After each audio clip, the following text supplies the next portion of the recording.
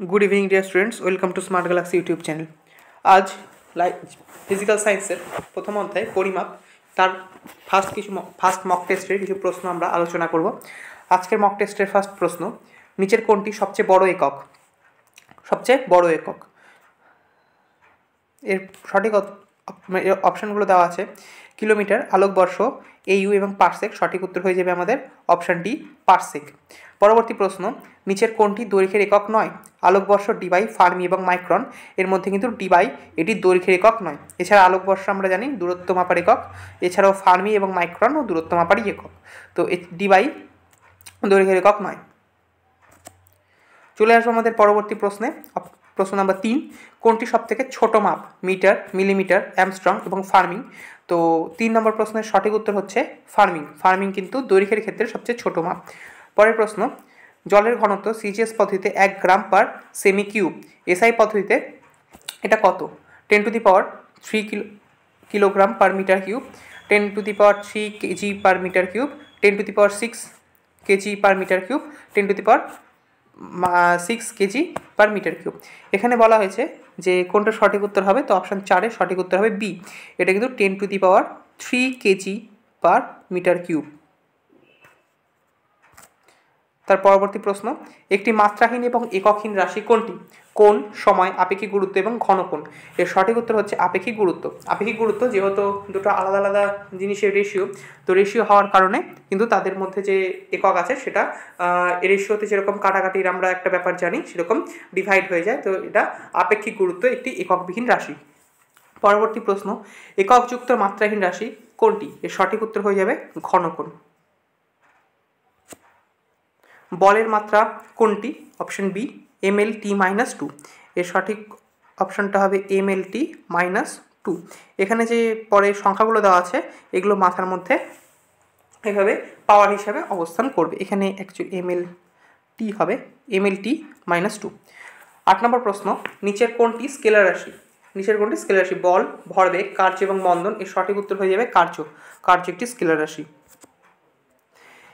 L/t-2 যে ভৌত রাশির মাত্রা সেটি কোনটি? সেটি হচ্ছে ত্বরণ। আমরা জানি L/t-1 এটা হচ্ছে ত্বরণের মাত্রা, এটা হচ্ছে বেগের মাত্রা, এবং তার নিচে আর একটা টি অবস্থান করে। তো এই টিটা যদি ওপরে চলে যায় তাহলে t-2 হয়ে যায়। তো এটা হচ্ছে আমাদের ত্বরণের মাত্রা। পরবর্তী প্রশ্ন, বস্তুর ভার যে যন্ত্রের সাহায্যে পরিমাপ করা হয় সেটি কোনটি? বস্তুর ভার যে যন্ত্রের সাহায্যে পরিমাপ করা হয় সেটি কোনটি? এর সঠিক উত্তর হবে স্প্রিং তুলা। স্প্রিং তুলার সাহায্যে আমরা কোনো বস্তুর ভার মাপতে পারি। চাপের সিজিএস একক কোনটি? চাপের সিজিএস একক হবে ডাইন পার সেমি স্কোয়ার। আয়তনের একক কোন ধরনের একক? মৌলিক, লব্ধ, যে কোনো একটি, কোনোটি নয়। এই 12 নম্বরের সঠিক উত্তর হবে লব্ধ একক। আমরা আয়তন যখন মাপি তখন আয়তনের একককে আমরা আয়তনের যে রাশি হয় সেটাকে আমরা মিটার কিউব বা এরকম কিছু একটা ধরে নিই। তো এই মিটার কিউব যখন হয় তাহলে metre into metre into metre, বা যদি এটা সেন্টিমিটার হয় তাহলে centimetre into centimetre into centimetre, বা আরও ভালো করে বললে বোঝায় যে দৈর্ঘ্য ইন্টু দৈর্ঘ্য ইন্টু দৈর্ঘ্য, এরকমভাবে ধরি। তো সেই জন্য এটি একটি লব্ধ একক, যেটি সবগুলি মৌলিক একক, একটি মৌলিক একক দৈর্ঘ্য নিয়ে তৈরি হয়েছে। পরবর্তী প্রশ্ন, 13 নম্বর প্রশ্ন, বস্তুর ভর, ঘনত্ব এবং আয়তনের মধ্যে কি সম্পর্ক? বস্তুর ভর, ঘনত্ব এবং আয়তনের মধ্যে কি সম্পর্ক? m=dv, অর্থাৎ বস্তুর ভর সমান সমান ঘনত্ব ইন্টু আয়তন। এটা হচ্ছে বস্তুর ভর এবং ঘনত্বের মধ্যে সম্পর্ক। কোনটি ভৌত রাশি? 14 নম্বরের সঠিক উত্তর, কোনটি ভৌত রাশি? জল, কাঠ, শব্দ এবং ভর। এর সঠিক উত্তর হয়ে যাবে অপশন ডি, ভর। ভর একটি ভৌত রাশি। কোনটি ভেক্টর রাশি? 15 নম্বর প্রশ্নের সঠিক উত্তর হয়ে যাবে বেগ। বেগ একটি ভেক্টর রাশি। বেগ বাদে দ্রুতি, কার্য এবং শক্তি এরা সবাই কিন্তু স্কেলার রাশি। দ্রুতি স্কেলার রাশি হলো, বেগ কিন্তু ভেক্টর রাশি, কারণ বেগের নির্দিষ্ট মান এবং অভিমুখ উভয়ই আছে। আমরা জানি যাদের মান আর অভিমুখ উভয়ই থাকে তারাই ভেক্টর রাশি। তো বেগ হয়ে যাবে আমাদের ভেক্টর রাশি। পরবর্তী প্রশ্ন, 1 মেগাওয়াট সমান সমান কত ওয়াট? এখানে যে লাস্টের অপশানগুলো আছে এগুলো পাওয়ারে হবে, অর্থাৎ 10⁻3, 10⁻6, 10⁻9 এবং 10⁻12 এরকমভাবে হবে। তো আমাদের 16 নম্বর প্রশ্নের সঠিক উত্তর হয়ে যাবে অপশন বি 10⁶। 10⁶ হয়ে যাবে আমাদের সঠিক উত্তর। 1 মেগাওয়াট সমান সমান 10⁶ ওয়াট। গড় সৌরদিনের মান কত? সৌরদিন অর্থাৎ আমাদের সারাদিনের যে মান সেটা 24 ঘন্টা। তোমরা প্রত্যেকেই জানো, সঠিক উত্তর হয়ে যাবে 24 ঘন্টা। ওজন বাক্সের বাটখারাগুলির ভরের অনুপাত কত? ওজন বাক্সের বাটখারাগুলির ভরের অনুপাত কিন্তু অপশন সি নাম্বার হয়ে যাবে আমাদের সঠিক উত্তর 5:2:2:1।